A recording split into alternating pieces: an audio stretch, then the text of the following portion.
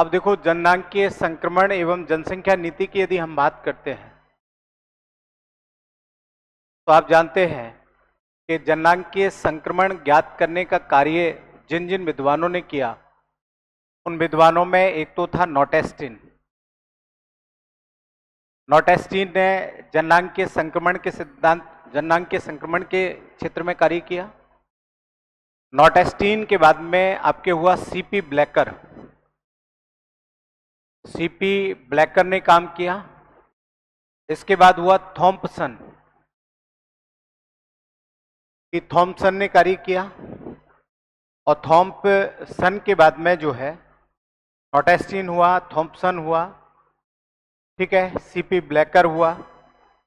और इसके बाद में जो आपके विद्वान हुआ वो हुआ ट्रिवार्था, जीटी ट्रिवार्था। ये चार बड़े विद्वान थे जिन्होंने जननांकीय संक्रमण के बारे में क्या किया था, अध्ययन किया था। दूसरी बात ये ध्यान में रखना कि जननांकीय जो संक्रमण है उसमें इन्होंने जनसंख्या के बढ़ने के प्रतिशत और जनसंख्या के घटने के प्रतिशत का क्या किया था, अध्ययन किया था। अब इनके सिद्धांत तो मैं आपको अलग से बता दूंगा भाई किसने क्या सिद्धांत में क्या बताया था, लेकिन सबसे बड़ी बात यह आती है हमें भारत में जननांकीय संक्रमण को जानना है।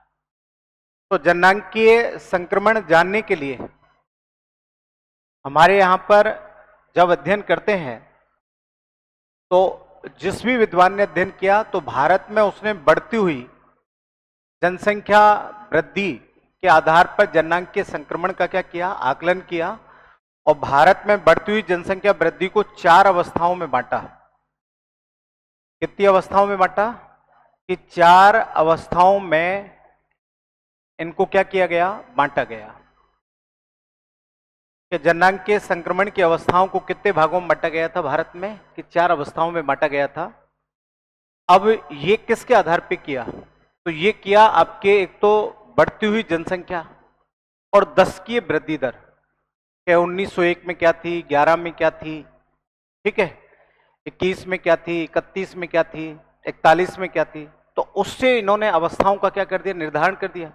और इससे हमें पता लग जाएगा कि कब तो जन्म दर ज्यादा थी और कब जन्म दर स्थिर हुई है और कब जन्म दर जो है वो आपके घटने लगी है और कब से बढ़ने लगी है। और उसी आधार पर आपको यदि दशक की पता है तो उसके आधार पर आप इसका क्या कर लोगे, अध्ययन कर लोगे। भाई ये अवस्था तो स्थिर है, इस अवस्था में थोड़ी थोड़ी बढ़ने लगी, इस अवस्था में जाकर क्या हुआ कि बहुत तेज गति से बढ़ी और अब उसके बाद में धीरे धीरे हमारे यहाँ पर जनसंख्या की वृद्धि जो है वो क्या हो रही है, घट रही है, ठीक है।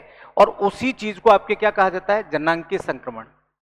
नोटेस्टिन के अनुसार परिभाषा क्या होती है कि जनसंख्या के बढ़ने की गति और उसके बाद तेजी से घटने की गति के बीच का अंतर क्या कहलाता है, जननांकीय संक्रमण कहलाता है, ठीक है। कि डेमोग्राफिक क्या कहलाता है, ट्रांजैक्शन कहलाता है। डेमोग्राफिक ट्रांजैक्शन कहते हैं अंग्रेजी में और हिंदी में उसे क्या कहते हैं, जननांकीय संक्रमण। देखो, एक दशक में बढ़ने वाली जनसंख्या और दूसरे दशक में कम होने वाली जनसंख्या के बीच का जो अंतर होता है वो आपके जननांकीय क्या कहलाता है, संक्रमण। भारत में जननांकीय संक्रमण को कितनी अवस्थाओं में बांटा, 4 अवस्थाओं। कितनी अवस्थाओं में, 4। एक अवस्था थी जिसमें हमारे यहां पर अति निम्न वृद्धि दर थी, एक अवस्था थी जिसमें थोड़ी अधिक वृद्धि दर हुई, एक अवस्था थी जिसमें बहुत अधिक वृद्धि दर हुई और एक अवस्था ऐसी आई है जिसमें आपके तीव्र क्या हो रही है, घटती दर आ रही है। कैसी दर आ रही है, घटती दर। अब जैसे मैं बताऊं आपको, 2001 में भारत में जनसंख्या वृद्धि दर, जो आंकड़े 2001 के आंकड़े हैं उनके अनुसार भारत में जनसंख्या वृद्धि दर रही है 21.3%, 21.3%। और अब जो है 2011 में रही है 17.7। तो बताओ जनसंख्या में वृद्धि अधिक हुई है, कमी हुई है, कमी हुई है। भाई 2001 में भारत में जनसंख्या वृद्धि दर रही 21.3% और 2011 में रही है 17.7। अब मुझे बताओ कि बढ़ी है कि घटी है, घटी है। और आगे जैसे जैसे हम बढ़ते जा रहे हैं वैसे क्या होती जा रही है, घटती जा रही है। बोलो घट रही है कि नहीं घट रही है। तो उससे आपके क्या कहा जाता है, जननांकीय संक्रमण। अब ये जिस गति से बढ़ी है या घट रही है, जब कोई भी काम हो रहा है लेकिन बढ़ तो रही है, थोड़ी थोड़ी बढ़ रही है लेकिन बढ़ जरूर रही है, नकारात्मकता तो हमारे यहाँ आई नहीं है, नकारात्मक वृद्धि दर। अभी भी हम जो है आपके जनसंख्या की तीसरी अवस्था में जी रहे हैं। कौन सी अवस्था में? तीसरी में। और तीसरी अवस्था में हमारे यहाँ जनसंख्या बढ़ रही है, चाहे कम बढ़े लेकिन बढ़ रही है। ठीक है, जब तीसरी अवस्था में जी रहे हैं तो ऐसी जनसंख्या को नियंत्रण के लिए क्या बनाएगी बताओ? जनसंख्या नीति बनाएगी। ठीक है ना? देखो, एक दशक में बढ़ने वाली जनसंख्या और दूसरे दशक में घटने वाली जनसंख्या के बीच के अंतर को क्या कहते हैं? जननांकीय संक्रमण। जननांकीय संक्रमण के बारे में बताने वाले विद्वान कौन कौन हुए बताओ? नोटेस्टीन, सीपी ब्लैकर, थॉम्पसन और ट्रिवार्था। क्लियर? और उन्होंने जो भी जनसंख्या का अध्ययन किया भारत में, वो अध्ययन किया 1900 से लेकर, कब से लेकर किया? 1900 से लेकर, और ये अध्ययन हमारे यहां पर किया गया 2011 तक। कब तक अध्ययन किया गया? 2011 तक का। और इस दौरान बढ़ने और घटने की अवस्था के आधार पर हमारे भारत में जननांकीय संक्रमण को कितनी अवस्था में बांटा? 4 में। भाई कितनी अवस्था में बांटा? 4 में। ठीक है, और ये प्रयास किस किस विद्वान ने किए? नोटेस्टीन, सीपी ब्लैकर, थॉम्पसन और ट्रिवार्था। और एक और विद्वान हुआ था, कॉक्स। कौन सा विद्वान हुआ था? कॉक्स। ओके, ठीक है। अब जैसे 1911 की बात करें, ठीक है, 1901 की बात करें, तो 1901 में हमारे यहां वृद्धि दर थी 5.75%। कितनी थी? 5.75। 1911 में हमारे यहां जनसंख्या वृद्धि दर माइनस में गई, वो 5.75 थी, ये हो गई 6.76 हो गई। और 21 में जाकर हमारे यहां रह गई -0.31। कितनी रह गई? -0.31 रह गई। अब मुझे ये बताओ कि इधर से इधर तो क्या हुई? बढ़ी, और इधर जाकर क्या हो गई? घट गई। तो इनके बीच का अंतर ही क्या कहलाए बताओ? जननांकीय संक्रमण कहलाए। ठीक है, मैंने 3-4 बार बता दिया भाई क्या होता है जननांकीय संक्रमण। के 2 दशकों के बीच के बढ़ने और घटने के बीच का अंतर क्या कहलाता है? जननांकीय संक्रमण। और उसको कितनी अवस्था में बांटा? 4। हमारे यहां पर 4 जो अवस्थाएं ली गई, वो ली गई, पहली अवस्था तो ली गई हमारे यहां पर 1901 से 1921 के मध्य की अवस्था। ठीक है, पूछ लिया जाए कि भारत में जननांकीय संक्रमण की पहली अवस्था का निर्धारण कब से कब तक किया गया, तो पहली अवस्था का निर्धारण 1901 से कब तक किया गया? 1921। दूसरी अवस्था का निर्धारण 1921 से कब तक किया गया? 1951। दूसरी जननांकीय संक्रमण की अवस्था कब से कब तक ली गई? 1921 से 1951। और तीसरी अवस्था ली गई 1951 से 1981। और चौथी अवस्था जो जननांकीय संक्रमण की ली गई, वह ली गई 1981 से 2011। कब तक ली गई? 1981 से 2011 तक ली गई। क्लियर? तो बताओ हमारे यहां जो अवस्थाएं बांटी गई, उनमें चौथी अवस्था कब से कब तक मानी जाती है? चौथी अवस्था कब से कब तक मानी जाती है? 1981 से 2011। जैसे अभी क्वेश्चन आया था, नेट के एग्जाम में क्वेश्चन था, आप पेपर देखना, कि भारत में तीसरी अवस्था का वर्ष रहा है 1901 से 1921, 1921 से 1951, 1951 से 1981 और 1981 से 2011। तो बताओ तीसरी अवस्था कब से कब तक रही? 51 से 81। फिर आपके कॉलेज लेक्चर में क्वेश्चन आया था कि वर्तमान में जनसंख्या की चौथी अवस्था भारत में कहलाती है। ठीक है, क्वेश्चन ये था कि वर्तमान में जनसंख्या की चौथी अवस्था भारत में कहलाती है, ये कॉलेज लेक्चर का क्वेश्चन था। तो देखो भाई, पहली जो अवस्था है इसे तो कहते हैं अति मंद वृद्धि दर अवस्था कहते हैं। कौन सी अवस्था कहते हैं? अति मंद वृद्धि दर अवस्था। 1921 से 1951 की अवस्था को कहते हैं स्थिर वृद्धि दर अवस्था। स्थिर वृद्धि दर अवस्था। ठीक है, और 51 से 81 की जो अवस्था है इसे कहते हैं अति तीव्र वृद्धि दर अवस्था। अति तीव्र वृद्धि दर अवस्था, वृद्धि दर अवस्था। और जो चौथी अवस्था है इसको कहा जाता है आपके घटती वृद्धि दर अवस्था। कौन सी अवस्था कहते हैं? घटती वृद्धि दर अवस्था कहते हैं। तो कॉलेज में जो क्वेश्चन आया था वो ये था कि भारत में चौथी अवस्था को कहा जाता है कि अति मंद वृद्धि दर अवस्था, स्थिर वृद्धि दर अवस्था, अति तीव्र वृद्धि दर अवस्था और घटती वृद्धि दर अवस्था, तो कौन सी कहते हैं बताओ? घटती वृद्धि दर अवस्था। कि जननांगीय संक्रमण की चौथी अवस्था को कहा जाता है, तो कौन सी अवस्था कहा जाता है? घटती वृद्धि दर अवस्था कहा जाता है। क्लियर? ओके। और दो दशकों के बीच में घटने और बढ़ने के बीच का जो अंतर होता है वो क्या कहलाता है? जननांगीय संक्रमण। आ गया? और भारत में कितनी अवस्थाओं में बटा? 4 में। एक तो 1901 से 1921, दूसरी 1921 से 1951, तीसरी 1951 से 1981 और चौथी 1981 से 2011। 1 से 21 तक कौन सी है? अति मंद वृद्धि दर। 21 से 51 कौन सी है? स्थिर वृद्धि दर। 51 से 81 कौन सी है? अति तीव्र वृद्धि दर। और 81 से 2000 कौन सी है? घटती वृद्धि दर अवस्था। It's clear? पक्का? तो लिखो, आप लिखो जननांगीय संक्रमण। लिखो जननांगीय संक्रमण, लिखो लिखो जननांगीय संक्रमण लिखो।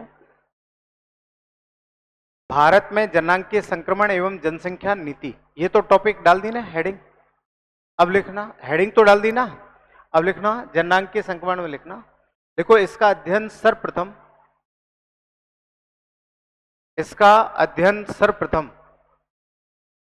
नॉटेस्टीन, सीपी ब्लैकर,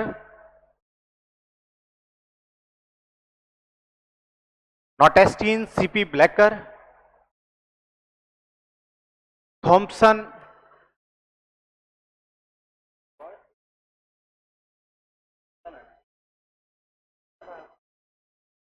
लिखो नॉटेस्टीन, सीपी ब्लैकर, थॉम्पसन त्रिवार्था,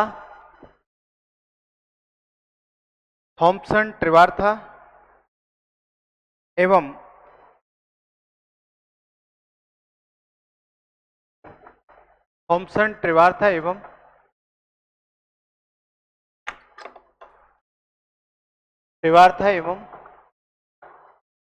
कॉक्स नामक विद्वान ने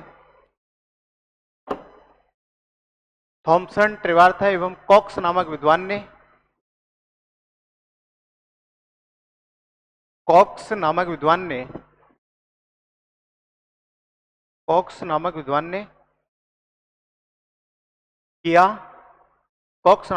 ने किया। ठीक है, इसका अध्ययन कॉक्स नामक विद्वान ने किया। क्यों? लास्ट में ले आना, 6 बजे बाद, है ना? तो लिखो, उन्होंने बताया, इन विद्वानों ने जननांगीय संक्रमण का अध्ययन करने के लिए, जननांगीय संक्रमण का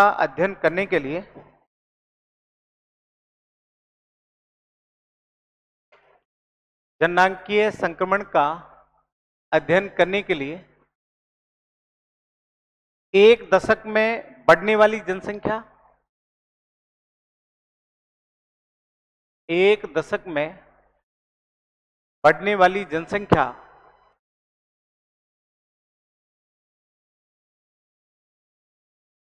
जनसंख्या और दूसरे दशक में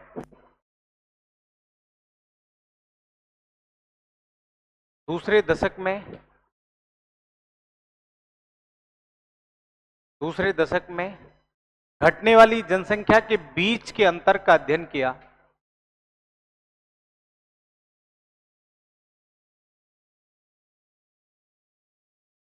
जनसंख्या के बीच का अध्ययन किया,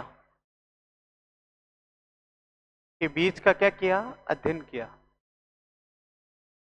बढ़ने वाली जनसंख्या और दूसरे दशक के बीच में घटने वाली जनसंख्या का क्या किया? अध्ययन किया। क्लियर? फिर लिखो, और उनके बीच के अंतर के माध्यम से, उनके बीच के अध्ययन के माध्यम से, बीच के अंतर के अध्ययन के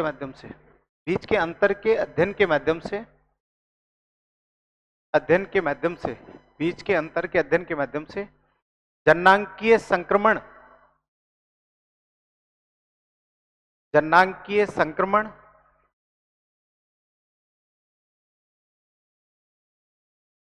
की अवस्थाओं का प्रतिपादन किया। जननांगीय संक्रमण की अवस्थाओं का प्रतिपादन किया। की अवस्थाओं का क्या किया? प्रतिपादन किया। की अवस्थाओं का क्या किया? प्रतिपादन किया। फिर लिखो, का प्रतिपादन किया। देखो, भारत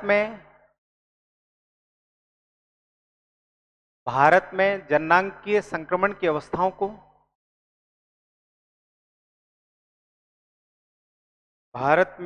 जननांगीय संक्रमण की अवस्थाओं को 4 भागों में बांटा।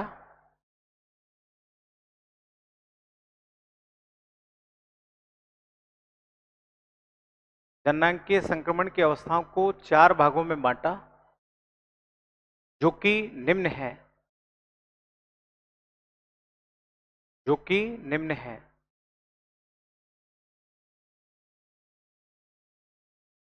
ठीक है, जननांगीय संक्रमण की अवस्थाओं को 4 भागों में बांटा, जो कि निम्न है।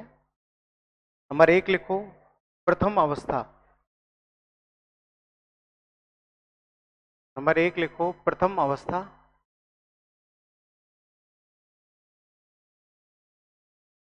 ठीक है, देखो, इस अवस्था को अति मंद वृद्धि दर अवस्था कहते हैं। इस अवस्था को अति मंद वृद्धि दर अवस्था कहते हैं। अति मंद वृद्धि दर अवस्था कहते हैं। वृद्धि दर क्या कहते हैं? अवस्था कहते हैं। ठीक है, और लिखो, इस अवस्था का काल 1901 से 1921 के मध्य माना गया। 1901 से 1921 के मध्य माना गया।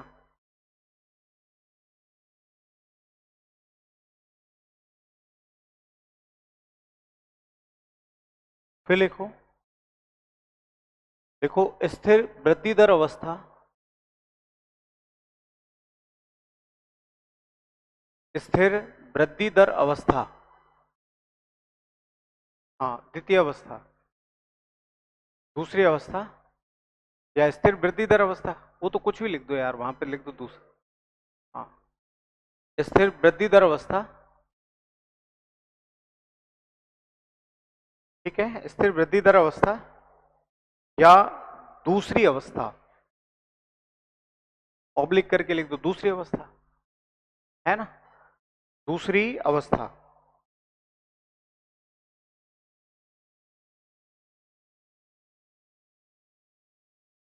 देखो, इसका काल 1921 से 1951 तक माना गया। 1921 से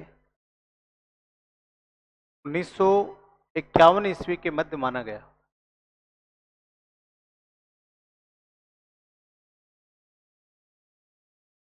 माना गया। ठीक है, फिर लिखो, तीसरी अवस्था या अति तीव्र वृद्धि दर अवस्था।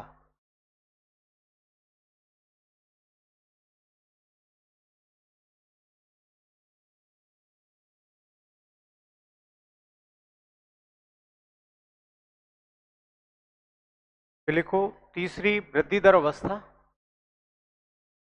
तीसरी अवस्था या अति तीव्र वृद्धि दर अवस्था। अति तीव्र वृद्धि दर अवस्था, इसका काल 1951 से 1951 से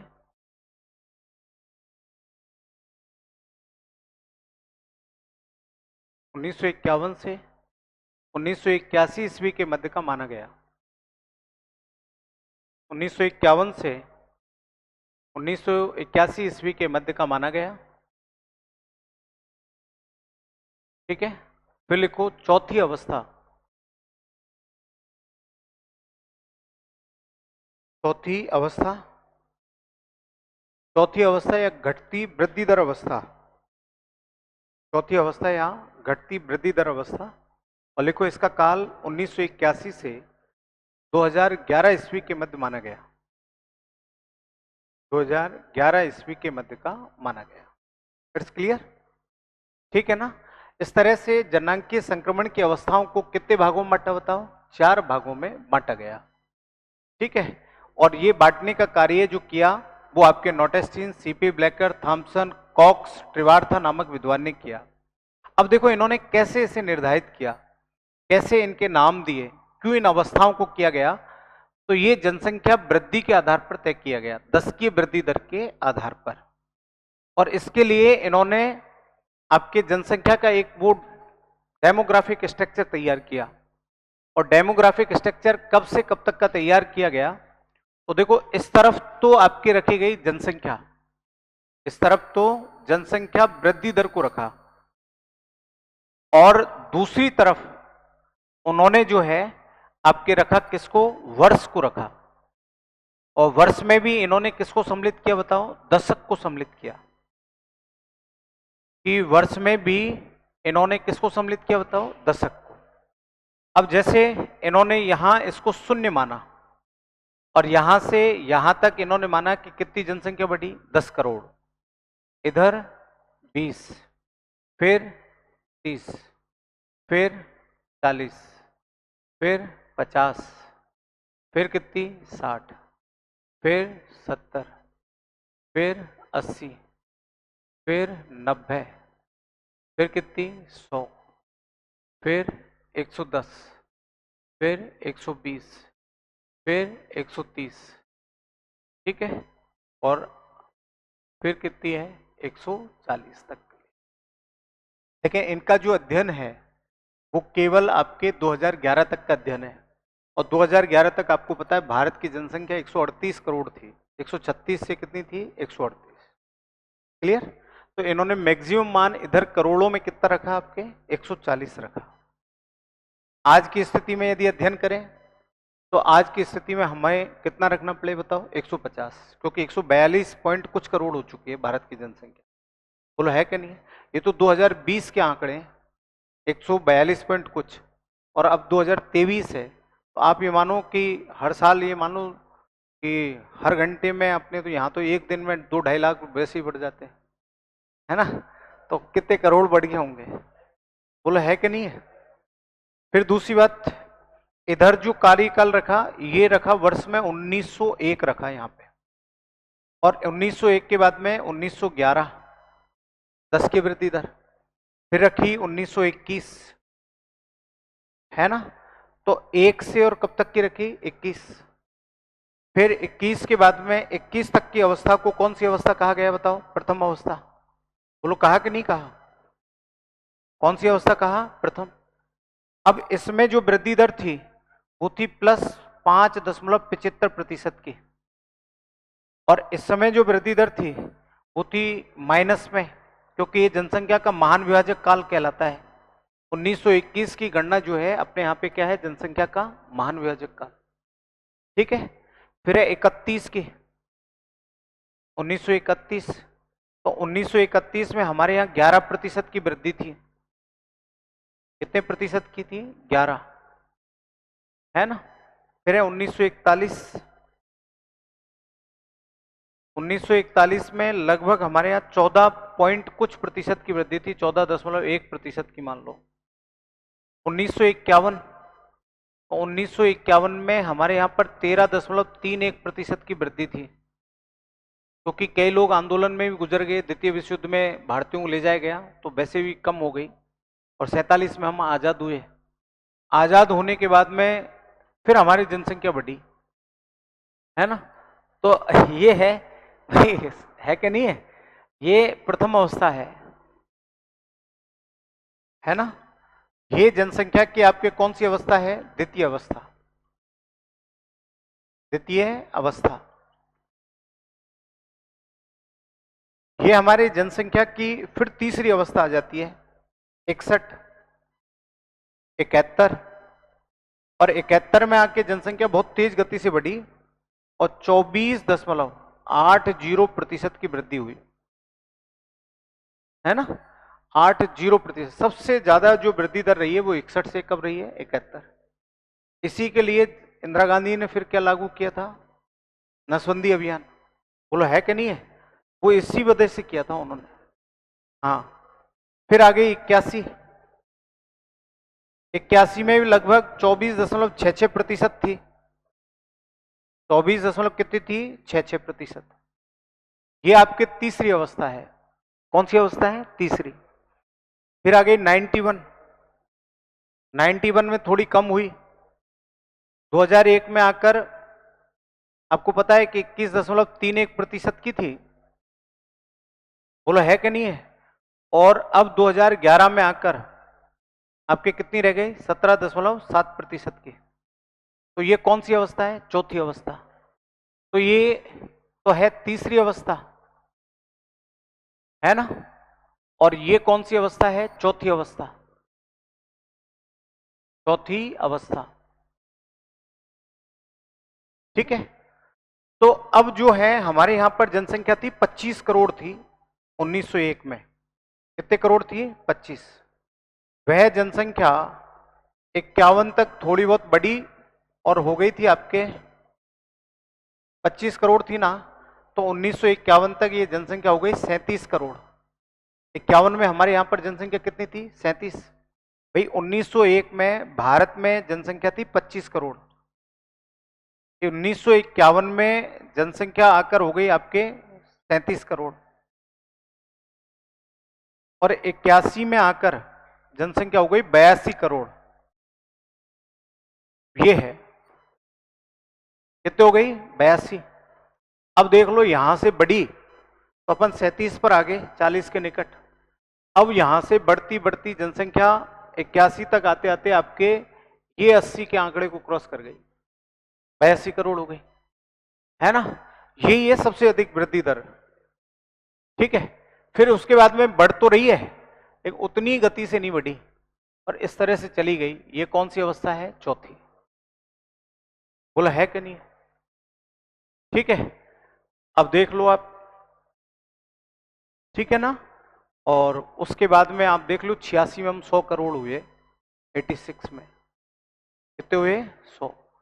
और 86 के बाद में अब देख लो हम ज्यादा कितने हुए हैं? 100 के 42 एक करोड़ बढ़े, तो मतलब ज्यादा नहीं बढ़े भाई। 91 2000 2001 11। अब देख लो ये जो अवस्था है, बताओ अति मंद वृद्धि दर है कि नहीं है? बिल्कुल स्थिर चल रही है। इसमें आकर थोड़ी स्थिर वृद्धि रही है भाई, बढ़ी तो है लेकिन स्थिर वृद्धि बढ़ी है। इसमें बताओ तेज बढ़ी कि नहीं बढ़ी? आंकड़ा ही पार कर गई सारा। जिनके 2 2 थे उनके 8 8 10 10 11 11 6 6 हो गए। बोला है कि नहीं? देख लो भले, आपके पिताजी और हमारे पिताजियों को उठाकर देखो, मतलब उनका वो बेस देखिएगा तो 5 5 6 6 भाई बहन और बुआएं। यदि 4 भाई हैं तो 7 बुआ भी हो सकती हैं। बोला है कि नहीं है? तो ये रेशियो बढ़ा। तो ये अति तीव्र वृद्धि दर है। अति क्या है? तीव्र वृद्धि दर। अब इसके मैं कारण बताऊंगा क्या कारण रहा। देखो इस समय क्या था कि जन्म दर और मृत्यु दर दोनों समान थी, बराबर थी। मतलब 43 लोग प्रति 1000 पे जन्म लेते हैं तो मृत्यु दर भी 42 रहती। तो 43 लोगों ने जन्म लिया तो मरते कितने थे? 42। इस समय आपके वही रेशो था, 40-42 का रेशो था। इस समय आकर क्या हुआ कि जन्म दर तो हो गई ज्यादा और मृत्यु दर रह गई कम, ठीक है। और अब तो इतना हो गया कि खैर लोग काफी स्थिरता आ गई भाई, जहां जनसंख्या अधिक होती है वहां स्थिरता आती है, प्रजनन दर घटती है। कल भी बताया था मैंने, इसलिए वो कल ही बता दिया मैंने डेविड रिकार्डो का, कि जहां जनसंख्या बढ़ेगी, उसका माल्थस का, सेडलर का, कि जहां जनसंख्या बढ़ेगी ना जिस क्षेत्र में, उस क्षेत्र में अपने आप ही प्रजनन दर क्या होगी? घटेगी। और इसका उदाहरण है ये दशक उदाहरण है। कैसे उदाहरण है? कि इस समय जो जन्म दर है, एक मिनट, जन्म दर तो है 20.3%, और इस समय मृत्यु दर जो है वो है 7.6%। 7 कितनी है? 6। क्या जन्म दर तो आपके है 20.3 और मृत्यु दर कितनी है? 7.6। ठीक है, कह दिया क्या उसको प्रेम को कि जन्म दर 20.3 है और मृत्यु दर कितनी है? 7.6%। बोलो है कि नहीं है? तो ये है। क्लियर? तो लिखो आप ये बना लो पहले तो। जिससे आपको जननांग संक्रमण की क्या जाए अवस्था आ जाए। और फिर मैं बता दूंगा भाई क्या कारण रहा, मृत्यु दर कितनी थी और ये क्या थी।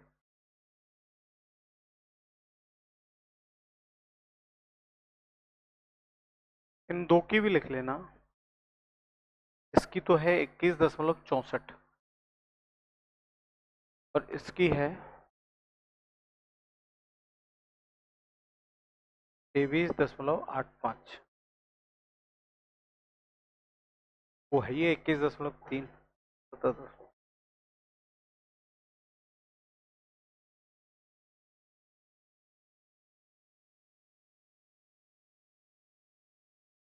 इसमें ये जन्म दर है करना 20.6 और ये करना 7.4।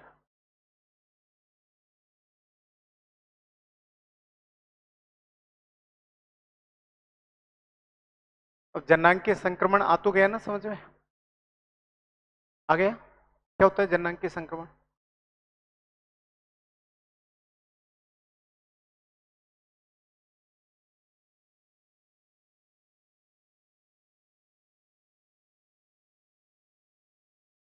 किसने अध्ययन किया पहले, किसने अध्ययन किया,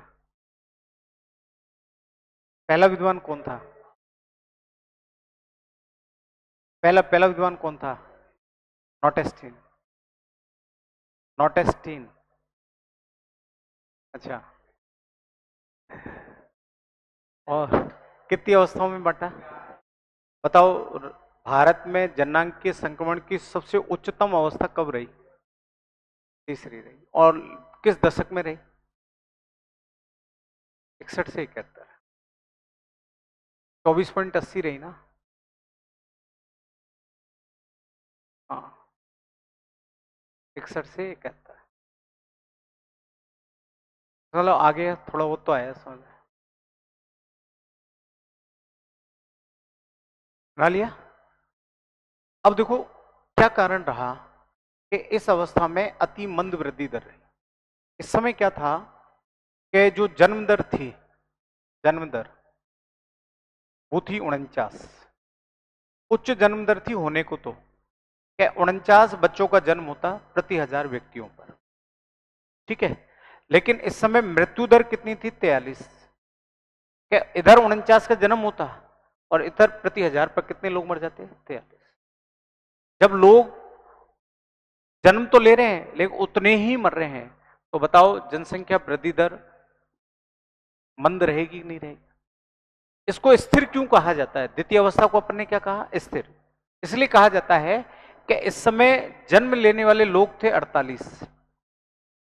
इस समय भी उच्च जन्म दर थी लेकिन मृत्यु दर थी 47। अब बताओ अतिरिक्त जो जन्म होता वो कितने का होता, एक का। क्या इस समय जन्म दर तो थी 48 और मृत्यु दर जो थी, जन्म दर 48 थी और मृत्यु दर जो थी वो आपकी कितनी थी, 47।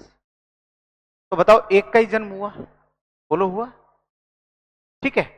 इस समय क्या हुआ कि जन्म दर थी 34, ज्यादा नहीं थी जन्म दर, 34 थी, लेकिन मृत्यु दर जो है वो कितनी थी, 35 प्रति 1000 पर।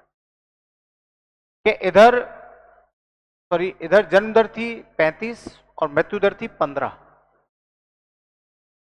34 और इधर कितनी थी, 15 प्रति 1000 पर। अब देखो 34 बच्चे जन्म ले रहे हैं और मर कितने रहे, 15, मतलब मृत्यु दर घटी। अब घटेगी तो 15 और 34 के बीच का अंतर कितना हुआ, 19 हुआ, मतलब 19 ज्यादा जन्म लेने लगे। और ये प्रति मिनट का आंकड़ा है, कितने मिनट का, प्रति मिनट का, कि 19 बच्चे प्रति मिनट ज्यादा जन्म लेने लगे। आज की डेट में क्या है, ये अंतर तो है 20.6 7.4, इनमें से माइनस करेंगे तो ये अंतर आएगा 12.2 का आएगा शायद, वो 13.2। क्या आज कितने बच्चे जन्म लेते हैं, 13। पहले कितने लेने लगे, 19, ठीक है। इस समय केवल कितने लेने लगे, एक। इस समय लोग कम थे तो कितने लेते, 6। तो ये तो रही अति मंद वृद्धि दर रही, क्योंकि इतने लोग भी नहीं थे, जंगल भी पड़ा हुआ था, वो नहीं था। धीरे धीरे कितने लेने लगे, एक। तो बताओ स्थिर है कि नहीं है। अब कितनी हो गई प्रति मिनट, 19। तो तेज थी क्या, नहीं थी। और अब 19 के बाद कितनी रह गई, 13। आगे जाने पर अंदाज लगाने के 10 ही रह जाए, कितनी रह जाए? 10। जब 10 रहेगी तो हमारे यहाँ पर धीरे धीरे क्या आ जाएगी बताओ? स्थिरता। और हो सकता है कई राज्यों में तो नकारात्मक वृद्धि दर आ जाए। कैसी वृद्धि दर? नकारात्मक। जैसे इस बार किस में रही? नागालैंड में। बोलो बताओ, घटी कि नहीं घटी चौथी अवस्था? और घट आपने चौथी अवस्था को क्या लिखा बताओ? घटती वृद्धि दर अवस्था। इसको क्या लिखा आपने? अति तीव्र वृद्धि दर अवस्था, क्योंकि सबसे ज्यादा इसी में हो रही है। ठीक है। और इसमें क्या है बताओ? एक का ही हो रहा है। बताओ स्थिर है कि नहीं है? भाई कोई एक में क्या फर्क पड़ रहा है?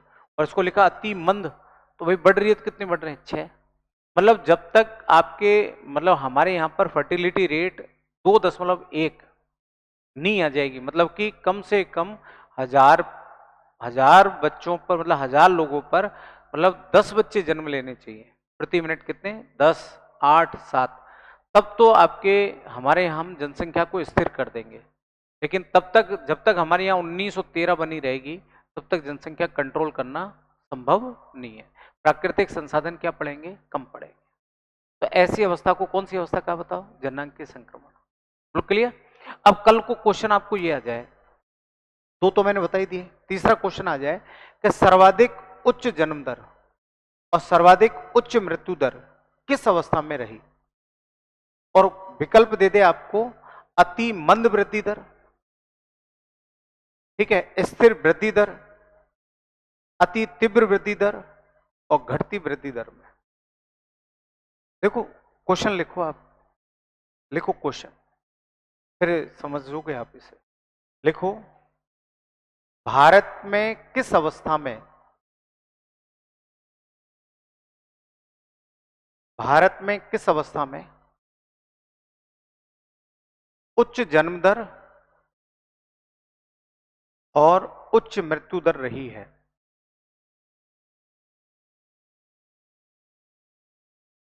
भारत में किस अवस्था में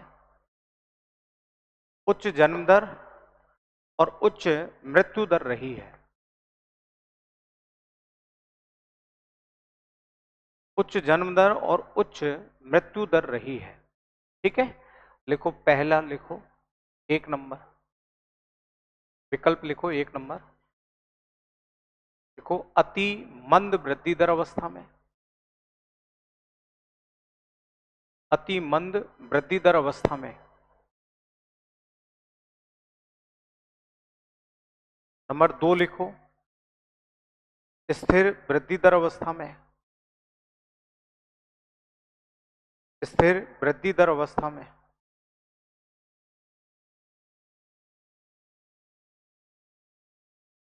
नंबर 3 लिखो, नंबर 3 लिखो तीव्र वृद्धि दर अवस्था में, तीव्र वृद्धि दर अवस्था में। और नंबर 4 लिखो घटती वृद्धि दर अवस्था में। 4 नंबर घटती वृद्धि दर अवस्था में लिखी नहीं थी क्या आपने? क्या लिखी बताओ? 2000 वो 81 के बाद में 91 से 2001 तक क्या लिखी बताओ? बताओ। और फिर पढ़ते नहीं हो ढंग से। आज टेस्ट है 6:30 बजे, है ना?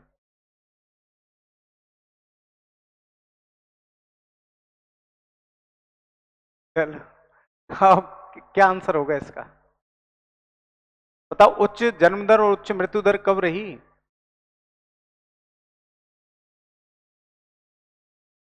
सबसे ज्यादा कब रही बताओ? अतिमंद में रही ना, 49 रही। ये भी इतनी है, ये तो बराबर सी रही 48, 47। तो बताओ क्या कहोगे, क्या आएगा आंसर? स्थिर में क्यों आएगा? स्थिर में तो 48 है, इसमें 49 है। बताओ किस में रही? अति मंद वृद्धि दर में रही है भैया। उच्च ही तो क्या है? जन्म दर। और उच्च ही क्या है? मृत्यु दर। अब यहां है, यहां 48 है तो यहां 47 है, बराबर है, स्थिर है ना? इसलिए कौन सी अवस्था मानते हैं? अति मंद। अब बताओ, इसको सब गलत करके आते हैं, इसको करके आते हैं स्थिर वृद्धि दर अवस्था। जबकि सर्वाधिक एक अंक की ज्यादा है तो एक बहुत होता है उस जमाने में, है ना? तो अति जन्म दर जो है वो आपकी कौन सी अवस्था होती है? प्रथम अवस्था होती है। कौन सी अवस्था होती है बताओ? प्रथम अवस्था। ठीक है, और प्रथम अवस्था को आप क्या कहते हैं बताओ? अति मंद वृद्धि दर अवस्था। ये क्वेश्चन जहां भी आता है अच्छे अच्छे भूगोलविद इसे गलत करके आते हैं, जबकि इसका आंसर ये होगा। ठीक है ना, ऐसे क्वेश्चन आता है इसमें भारत में जननांगीय संक्रमण को लेकर। Full clear? पक्का? ठीक है, आगे यहां पे कोई दिक्कत यहां तक?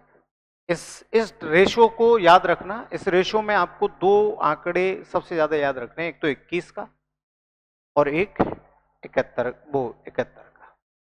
क्वेश्चन ये भी आ जाता है कि भारत में जनसंख्या का संक्रमण काल कौन सा है। लिखो, क्वेश्चन लिखो, लिखो भारत में, इससे यही समझना, और टॉपिक भी जननांगीय संक्रमण है, यही है ना। देखो, भारत में जनसंख्या का संक्रमण काल कौन सा है?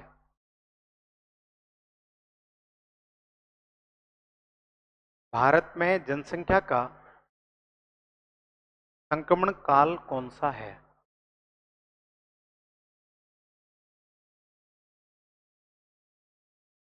जनसंख्या का संक्रमण काल कौन सा है? ठीक है, लिखो, पहला विकल्प लिखो 51 से 61, 1951 से 1961। ठीक है, दूसरा लिखो 1911 से 1921। तीसरा लिखो 1961 से 1971, 1971। और चौथा लिखो 1981 से 1991। बताओ कौन सा है जिसमें तेज गति से बढ़ी? बताओ तेज गति से किसमें बढ़ी? देख लो, 61 से 71। 24.80 सबसे ज्यादा है कि नहीं है? जिसमें ज्यादा बढ़ती है वो तो होता है संक्रमण काल, और जिसमें एकदम से घटती है वो होता है महान विभाजक काल। तो महान विभाजक काल कौन सा है? किस दशक में जनसंख्या की वृद्धि दर नकारात्मक रही? बताओ, 11 से 21 रही कि नहीं रही? माइनस में आई कि नहीं आई? -0.31। बाकी सब प्लस प्लस है, बोलो है कि नहीं है? तो लिखो, आप क्वेश्चन लिखिएगा। देखो, भारत में जनसंख्या का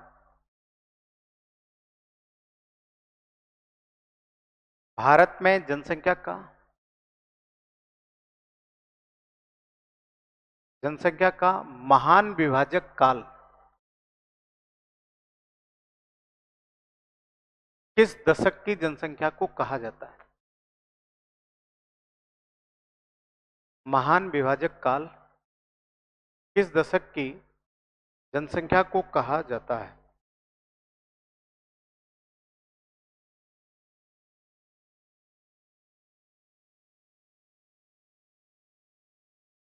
किस दशक की जनसंख्या को कहा जाता है?